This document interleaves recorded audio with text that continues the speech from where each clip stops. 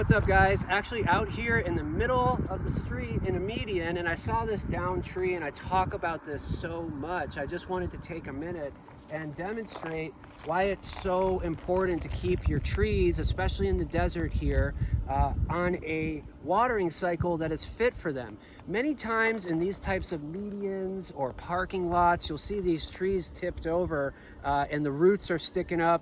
And the reason being is because they're getting water constantly. A tree in nature is going to get storms periodically, and it's going to send down its roots when it can't find any root or water anymore up at the surface. So if you're watering this every day, it's got water all up here, and it's never having to go down in order to get that water, which is what trees are going to do in nature. So what ends up happening is that this tree has no deep roots and has no stability. So when we get a storm with 60, 70 mile an hour winds, this thing just toppled over like nobody's business.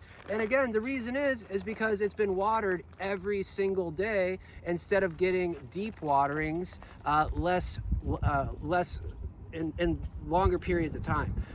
Sorry, I got distracted. We're like again in the middle of the street here. But you know, one of the analogies that I use for this is like if you have a kid that goes off to college and he's kind of been babied, and his mom did his laundry and his mom washed the dishes, and then they don't know how to do anything. Same thing with trees. If you basically baby these trees and water them every day, they're not going to act like trees. It doesn't have the roots and support system to really weather the storm. So in Arizona, usually what I recommend is 2 deep waterings per week in the summertime. And I'll usually do that if I decide to do it on Wednesday morning, then I'll do it on Wednesday night. So you really soak those roots down deep and you do a slow water. And then that way, as it warms up and that water at the top evaporates, the plant literally has to stretch its roots and sink its roots down in order to get that water. This is a really common thing here in Arizona.